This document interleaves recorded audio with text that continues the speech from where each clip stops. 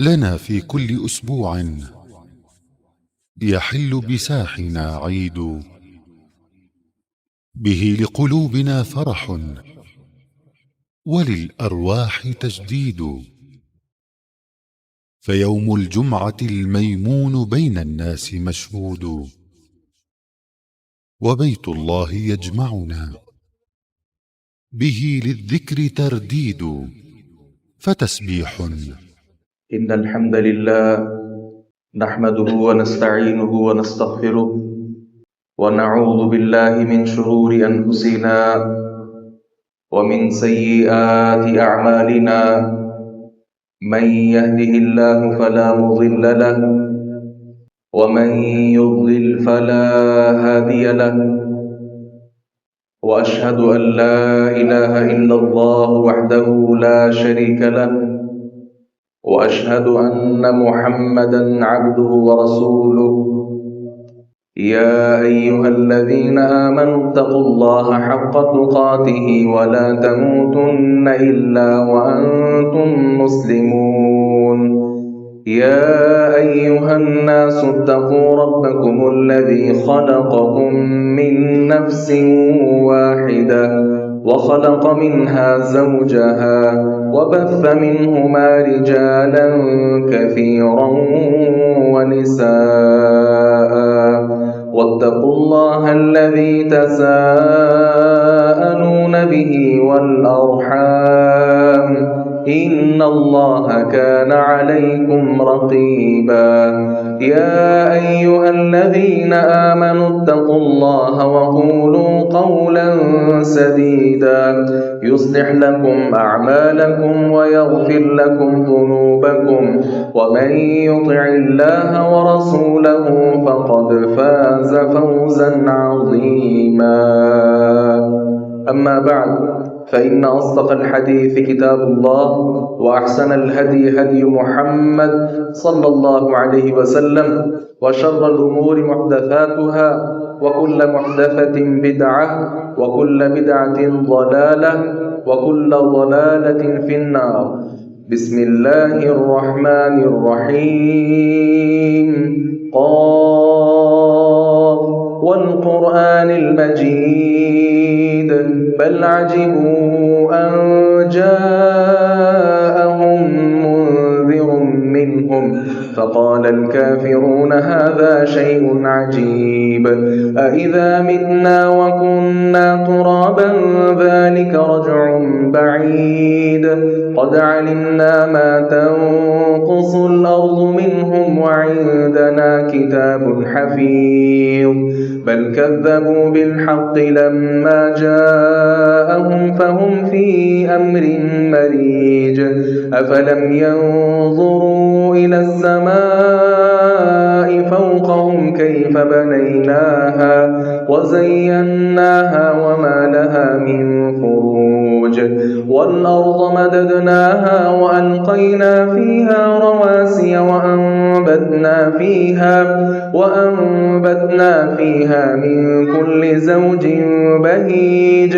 تبصرة وذكرى لكل عبد منيب. ونزلنا من السماء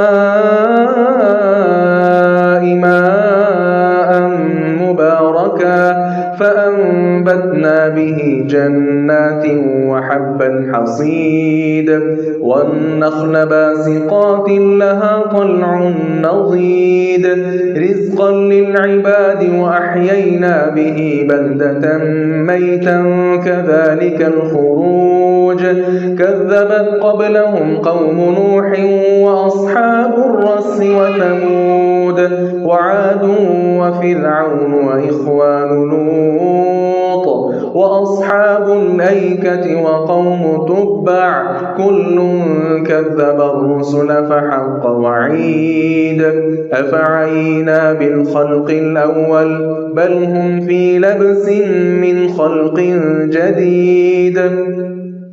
ولقد خلقنا الإنسان ونعلم ما توسوس به نفسه ونحن أقرب إليه من حبل الوريد إذ يتلقى المتلقيان عن اليمين وعن الشمال قعيد ما يلفظ من قول إلا لديه رقيب عتيد وجاءت سكرة الموت بالحق ذلك ما كنت منه تحيد ونفخ في الصور ذلك يوم الوعيد وجاءت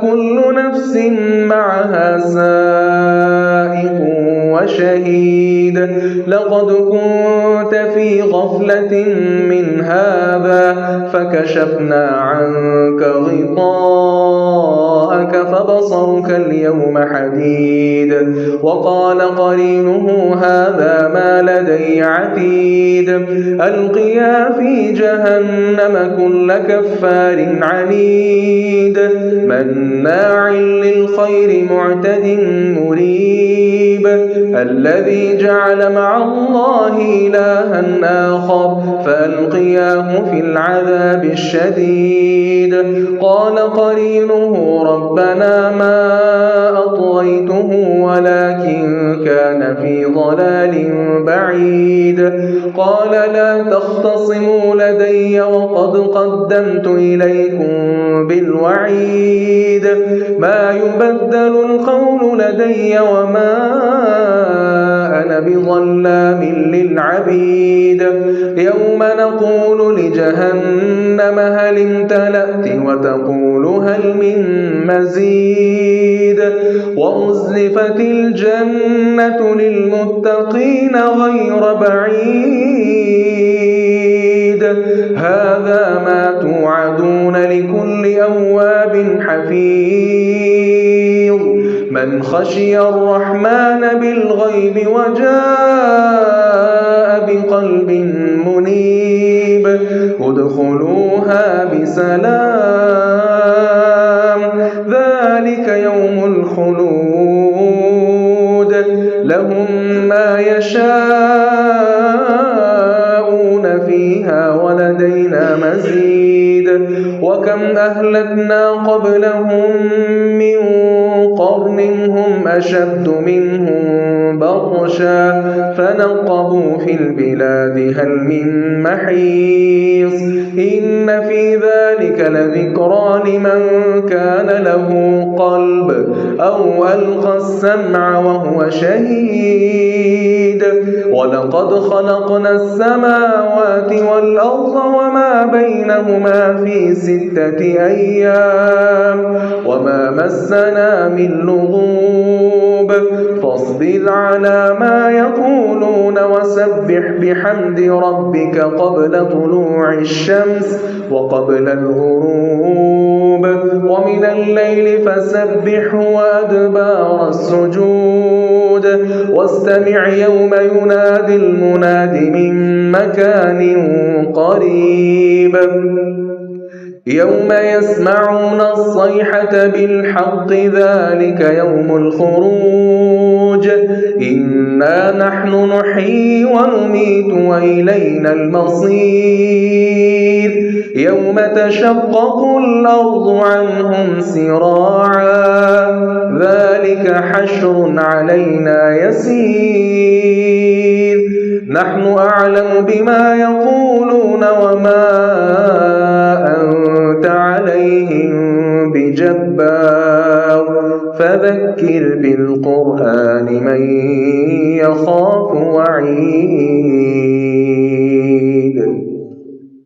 وقال سبحانه وتعالى في مقام آخر واعبد ربك حتى يأتيك اليقين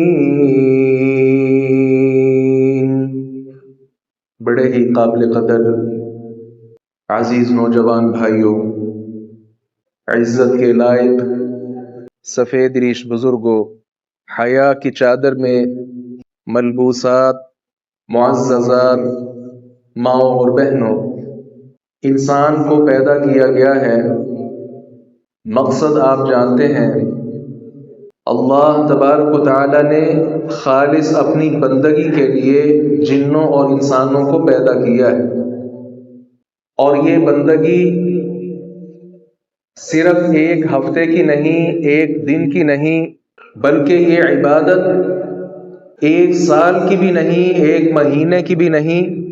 جب تک انسان زندہ ہے تب تک اس پر لازم ہے کہ وہ اللہ تبارک و تعالیٰ کی بندگی کرتا ہی رہے۔ رسول مکرم صلی اللہ علیہ وسلم کو اللہ تبارک و تعالیٰ نے ارشاد فرمایا، اپنے رب کی عبادت کریں حتی یأتیک الیقین، یہاں تک کہ آپ کے پاس موت آ جائے۔ موت آنے تک اللہ تبارک و تعالیٰ کی بندگی میں لگے رہے۔ ایک مثال ہم اپنے معاشرے میں سے لے لیتے ہیں۔ اگر آپ کوئی مشینری خریدنے جائیں جس کی میعاد صرف اور صرف ایک دن ہو، ایک مہینہ ہو، ایک ہفتہ ہو، کیا آپ اس کو خریدیں گے؟ آپ موبائل خریدنے جاتے ہیں اور اگر وہ صرف ایک ہفتے تک آن رہے پھر وہ بند ہو جائے، ناکارہ ہو جائے، اسے کون خریدے گا؟ آپ واشنگ مشین لینے جاتے ہیں، وہ صرف 7 دن کے لیے کام کرے پھر کام کرنا چھوڑ جائے، کیا آپ اس کو خریدیں گے؟ دنیا کا کوئی بھی ایسا کام جو جز وقتی ہو، انسان اس کے ساتھ محبت نہیں کرتا۔ آپ ملازم رکھتے ہیں، وہ ایک دن تو آپ کا کہا مانے پھر وہ اپنی منمانی کرے، کیا آپ اس پر خوش ہیں، راضی ہیں؟ آپ جانور خریدنے جائیں، آپ بھینس خرید کر لاتے ہیں کہ یہ دودھ دے گی، ہم اس کا دودھ استعمال کریں گے، اگر وہ صرف 5 دن دودھ دے، ایک مہینہ تو دودھ دے پھر چھوڑ دے، کیا آپ اس جانور کو خریدیں گے؟ بالکل اسی طرح اس بات کو سمجھ جائیے، اللہ تبارک و تعالیٰ کے ہم غلام ہیں، اس کے بندے ہیں، اس نے ہمیں اپنی عبادت کے لیے پیدا کیا ہے۔ یہ عبادت جز وقتی نہیں، ایک وقت کے لیے نہیں، ایک دن کے لیے نہیں، ایک ہفتے کے لیے نہیں، ایک مہینے کے لیے نہیں، سال 2 سال کی بات نہیں ہے، حتیٰ کہ یہ عبادت انسان کو موت تک کرنی ہے۔ اور موت کا کس کو پتہ ہے؟ کسی کو بھی نہیں۔ کوئی پہلے دن ہی رخصت ہو جاتا ہے، کوئی سال بعد رخصت ہو جاتا ہے، کسی کو اللہ تبارک و تعالیٰ 50 بہاریں دکھا دیتا ہے، کسی کے پاس 80 بہاریں آ جاتی، 90 بہاریں آ جاتی ہوں گی، 100 سال زندگی بسر کر لیتا ہوگا، بالآخر موت کا ذائقہ اس کو چکھنا ہے، لیکن یہ انسان کو معلوم نہیں کتنے سال بعد، کتنے لمحوں بعد اللہ رب العزت کی طرف سے پیغام آ جائے۔ اس لیے اس پر لازم ہے کہ جب سے وہ پیدا ہو، ہوش سنبھالے، اللہ رب العزت کی بندگی میں اپنے آپ کو وہ کھپا دے۔ اللہ تبارک و تعالیٰ قرآن پاک میں ارشاد فرماتے ہیں، قُلْ إِنَّ صَلَاتِي وَنُسُكِي وَمَحْيَايَ وَمَمَاتِي لِلَّهِ رَبِّ الْعَالَمِينَ، میری نماز، میری قربانی، میرا جینا، میرا مرنا کس لیے ہے؟ اللہ تعالیٰ کے لیے۔ محیایا، میری زندگی، یہ زندگی کیا صرف ایک مہینہ مراد ہے یا ساری زندگی مراد ہے؟ عبداللہ ابن عباس رضی اللہ عنہما بیان فرماتے ہیں، وَمَحْيَايَ سے مراد کیا ہے کہ انسان زندگی بھر اللہ رب العزت کی اطاعت اور فرما برداری پر اپنے آپ کو لگا دے۔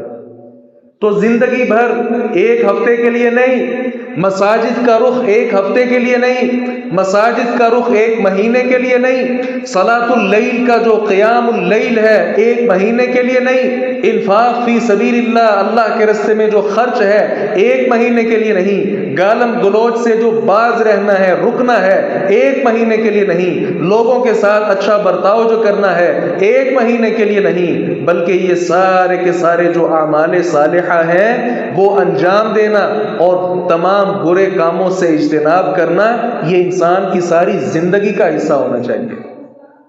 استقامت، ان الذین قالوا ربنا اللہ ثم استقاموا، بلا شبہ وہ لوگ جو کہتے ہیں ہمارا رب اللہ ہے اور پھر وہ اس پر ڈٹ جاتے ہیں۔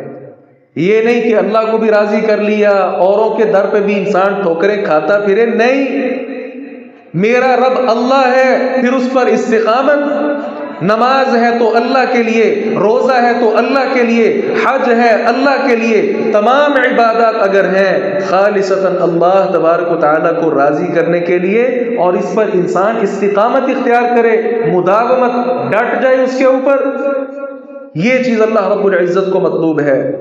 اور یاد رکھیے رسول اللہ صلی اللہ علیہ وسلم سے پوچھا گیا آپ کوئی نصیحت فرما دیں، آپ صلی اللہ علیہ وسلم نے فرمایا تھا قل ربی اللہ ثم استقم، کہ میرا رب اللہ ہے پھر اس کے اوپر ڈٹ جا، کوئی لات نہیں، کوئی منات نہیں، کوئی عزا نہیں، کوئی دیوی نہیں، کوئی پیر نہیں، کوئی قلندر نہیں، کوئی قطب نہیں، کوئی ابدال نہیں، کوئی مقتدا نہیں، کوئی پیشوا نہیں، کوئی امام نہیں، بلکہ سارے کے سارے یہ سلسلے، خواہ وہ نقش بندیہ ہو، وہ کسی طرح کا بھی سلسلہ ہو، یہ سارے کے سارے سلسلوں سے آزاد ہو کر ایک اللہ کی توحید کا ڈنکا بجائیں اور پھر اس پر ڈٹ جائیں۔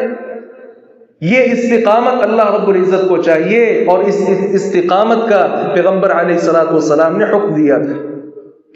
یاد رکھیے گا اللہ تبارک و تعالیٰ نے ارشاد فرمایا اہل ایمان اللہ سے ڈر جاؤ، وَلَا تَمُوتُنَّ إِلَّا وَأَنْتُمْ مُسْلِمُونَ، تمہیں موت اس حالت میں آنی چاہیے کہ تم مسلمان ہو۔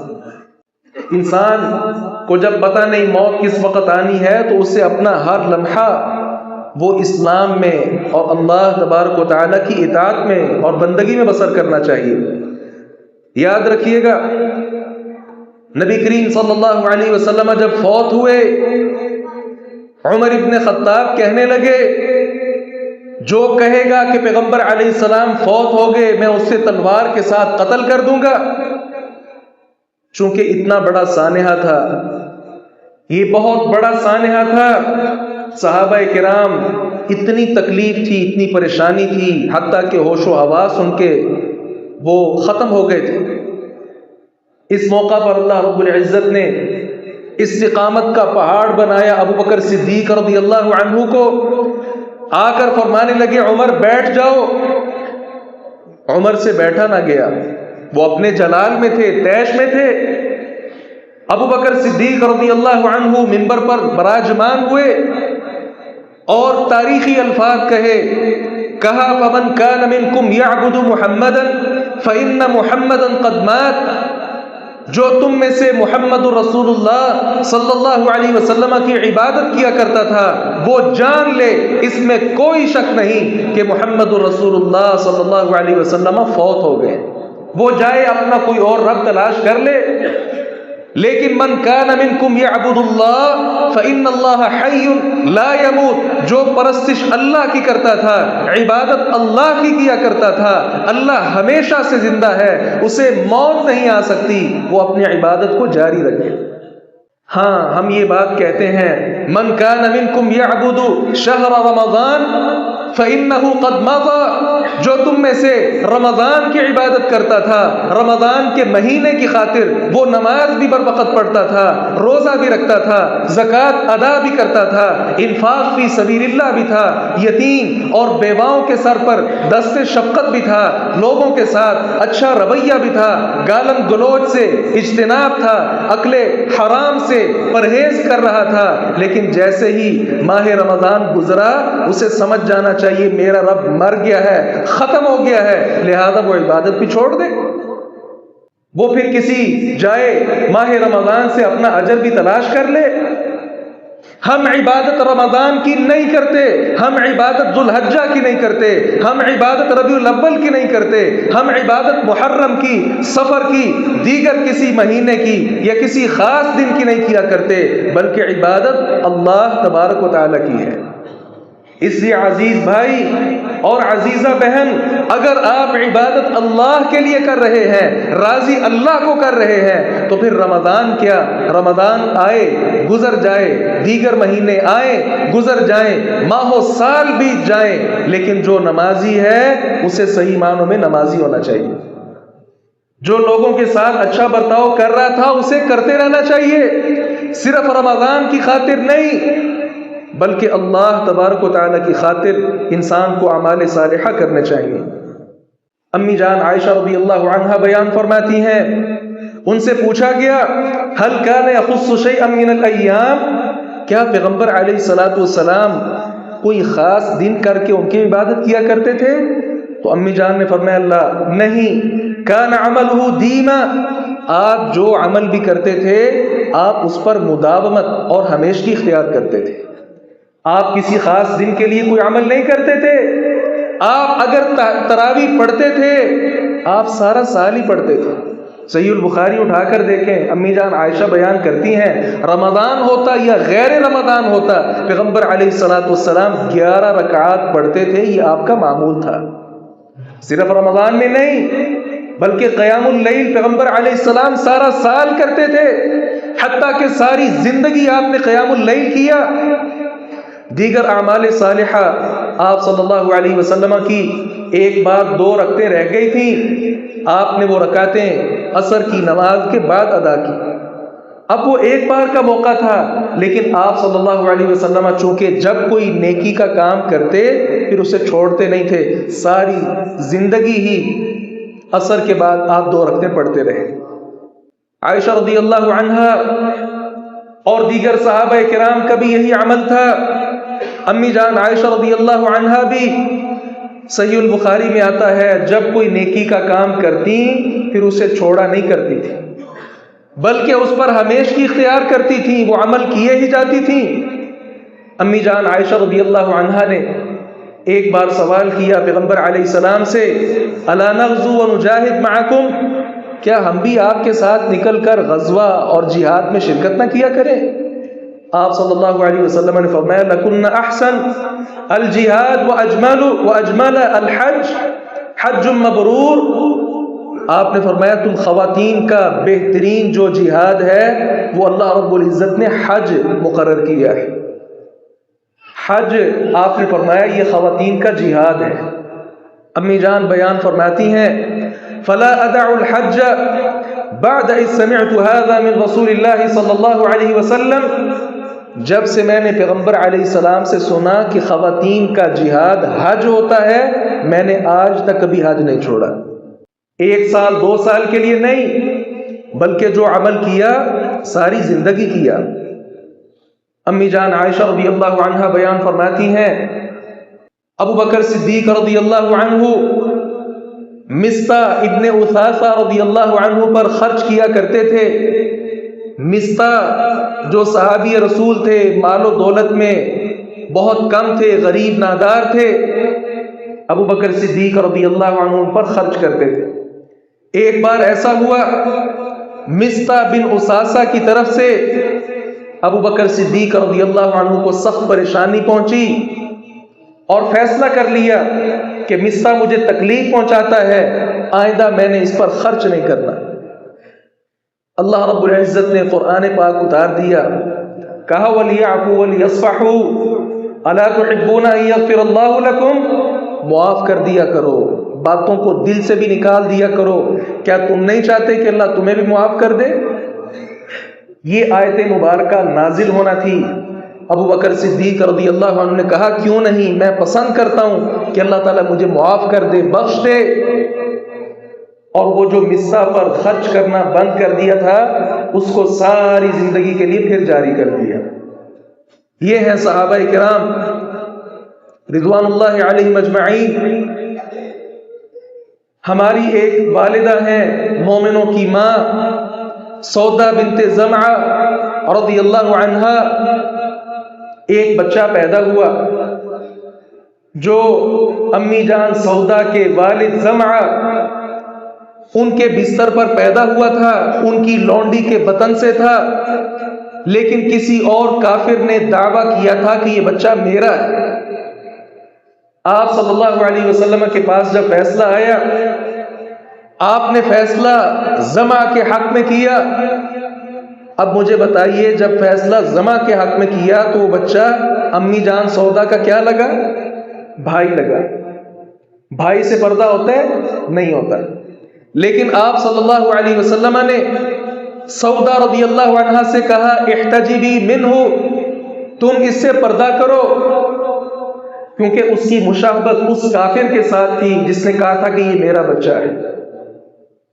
اب وہ چھوٹا سا بچہ ابھی 1 دن کا ہے، امی جان کو کہہ دیا پیغمبر علیہ السلام سے کہ تم نے اس سے پردہ کرنا ہے، جائیے اٹھائیے روایات پرکھیے، اس بات کا تذکرہ آپ کو ملے گا ساری زندگی اس بچے نے امی جان سودا کے چہرے کو نہیں دیکھا۔ 1 دن 2 دن 1 ماہ 2 ماہ 1 سال کے لیے دین نہیں، بلکہ جس پر عمل کرنا ہے ساری زندگی کرنا ہے۔ سودا رضی اللہ عنہا نے یہ نہیں سوچا، یا دیگر ہماری امہات یا دیگر صحابہ کرام نے کہ چلو کوئی بات نہیں، نبی علیہ السلام تو فوت ہو گیا اب جو مرضی کرو، نہیں، جو عمل کیا ساری زندگی کے لیے کیا، کیونکہ وہ عمل نبی کے لیے نہیں کر رہے تھے، وہ عمل کس کے لیے کر رہے تھے؟ اللہ رب العزت کے لیے۔ اللہ اکبر کبیرہ۔ عبداللہ ابن عمر رضی اللہ عنہما بیان فرماتے ہیں رسول اللہ صلی اللہ علیہ وسلم نے فرمایا تھا جو آدمی وصیت کرنا چاہے 1 رات بھی نہیں گزرنی چاہیے، اسے اپنی وصیت لکھ لینی چاہیے۔ عبداللہ ابن عمر کہتے ہیں ما مرت علی لیلۃ منذ سمعت رسول اللہ صلی اللہ علیہ وسلم قال ذلك الا وعندي وصیتی، جب سے میں نے سنا ہے کہ پیغمبر علیہ السلام نے یہ الفاظ ارشاد فرمائے ہیں، کوئی 1 رات بھی مجھ پر نہیں گزری حتیٰ کہ میں جو وصیت کرنا چاہتا ہوں میرے پاس وصیت نامہ موجود ہوتا ہے۔ یہ ہے صحابہ کرام رضوان اللہ علیہم اجمعین۔ سلمان فارسی رضی اللہ عنہ کو دیکھیں، پہلا غزوہ ہے غزوہ خندق جس میں وہ حاضر ہوئے، اور فرماتے ہیں اس کے بعد جتنے غزوات بھی ہوئے، جتنی جنگیں ہوئیں، میں نے کبھی کوئی غزوہ نہیں چھوڑا۔ یہ ہے صحابہ کرام رضوان اللہ علیہم اجمعین۔ بلال رضی اللہ عنہ سے پیغمبر علیہ السلام نے پوچھا تھا بلال مجھے کوئی اپنا اچھا عمل تو بتاؤ، کیونکہ تمہارے جوتوں کی جو آہٹ ہے، آواز ہے، وہ جنت میں مجھے سنائی دی ہے، کون سا عمل کرتے؟ بلال نے کہا عمل تو کوئی نہیں، بس اتنی بات ہے کہ میں جب بھی وضو کرتا ہوں 2 رکعت اللہ رب العزت کے لیے پڑھ لیتا ہوں، اور یہ میرا معمول ہے۔ اس معمول کی بنا پر اللہ رب العزت نے نہ صرف جنت کا داخلہ دیا بلکہ پیغمبر علیہ السلام کو ان کے قدموں کی آہٹ سنا بھی دی۔ جو عمل کیا اسے چھوڑا نہیں۔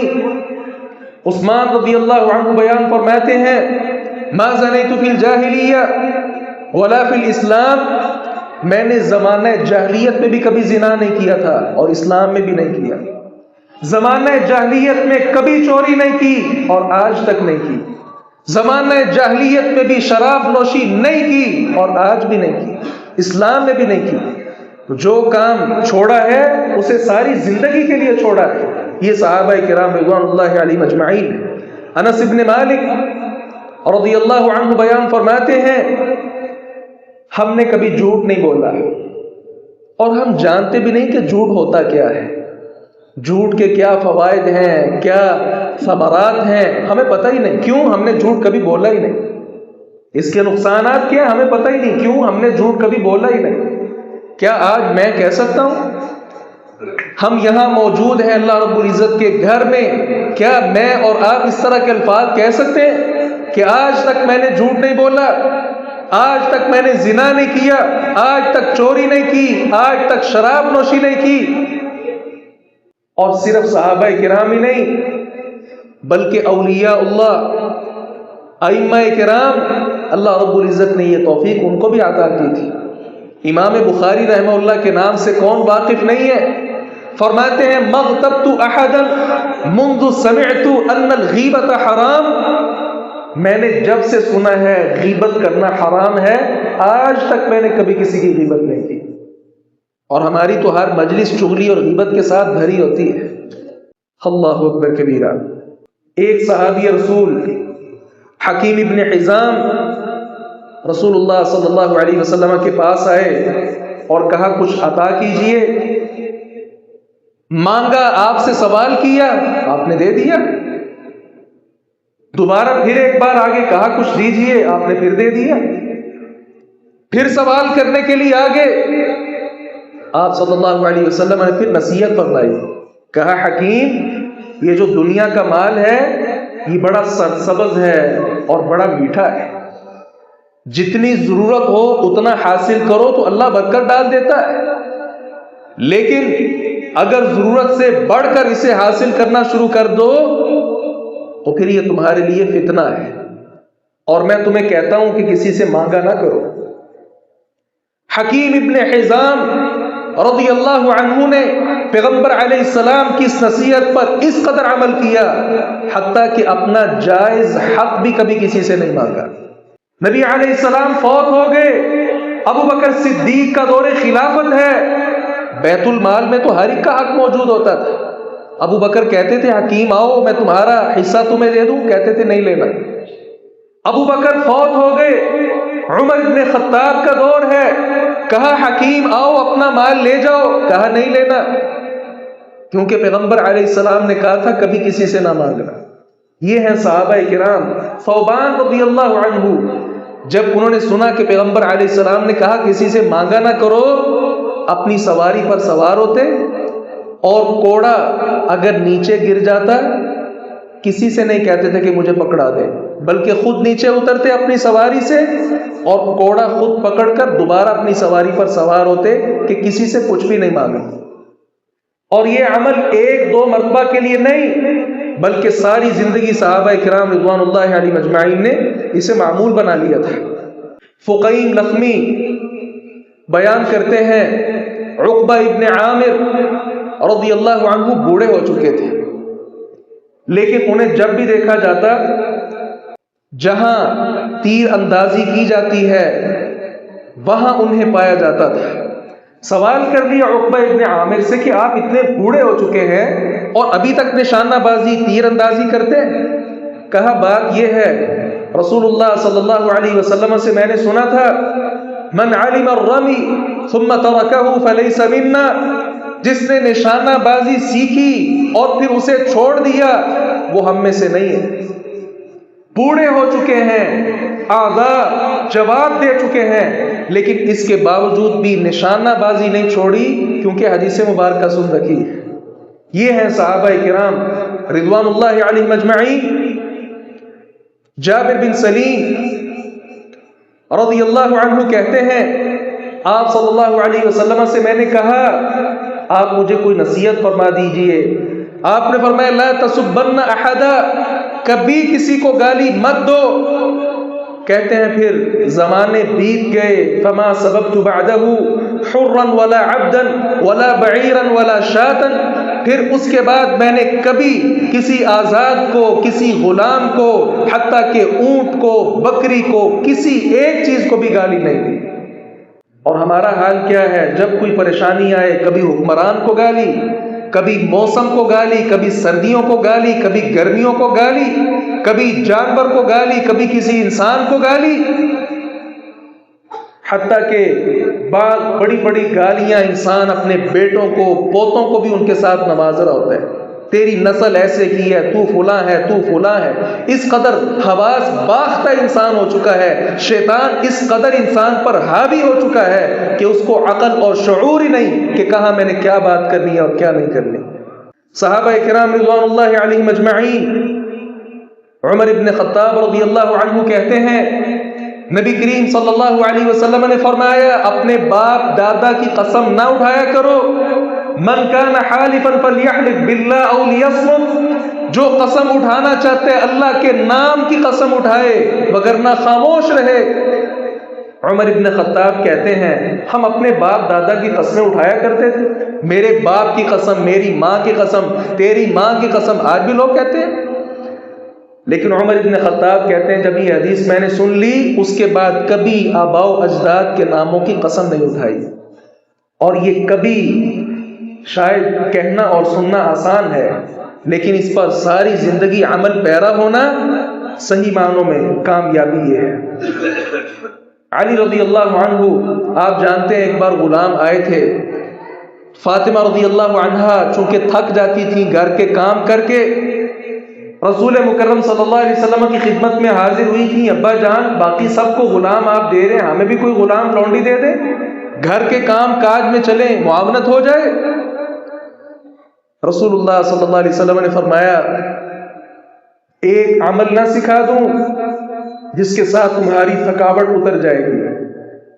33 مرتبہ سبحان اللہ الحمدللہ اور 34 مرتبہ اللہ اکبر پڑھ لیا کرنا، یہ عمل شروع کر دیا فاطمہ نے بھی اور ان کے شوہر نامدار علی المرتضی رضی اللہ عنہ نے بھی. حتیٰ کہ یہ عمل نہ فاطمہ نے زندگی بھر چھوڑا اور نہ علی المرتضی نے چھوڑا. کسی نے ان سے پوچھا کہ وہ جو صفین کی جنگ والی رات تھی، آپ جنگ میں تھے، ظاہر ہے اس وقت بہت مصروفیت ہوگی، دشمن کا خوف ہوگا، سارا کچھ ہوگا، اس رات بھی آپ نے نہیں چھوڑا؟ کہا اس رات بھی نہیں چھوڑا.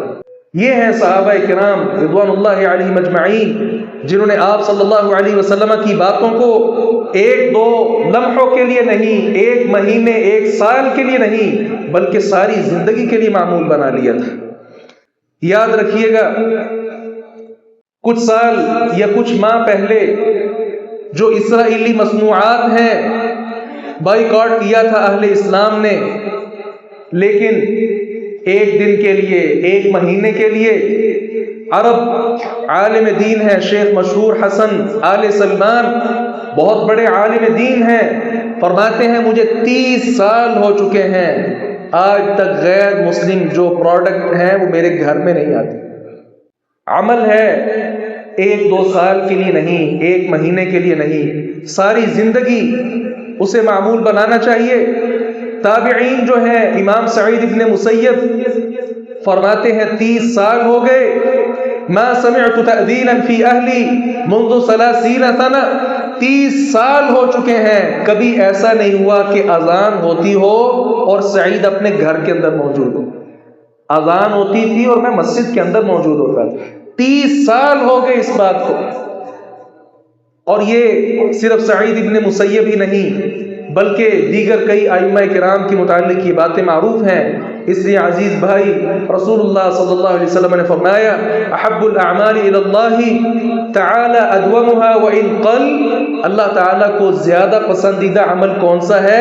جس پر آپ ہمیشگی کریں، ہمیشہ وہ کام کریں، بھلے وہ تھوڑا ہی کیوں نہ ہو، لیکن آپ اس پر مداومت کریں، ہمیشگی اختیار کریں، یہ اللہ رب العزت کو زیادہ پسندیدہ ہے.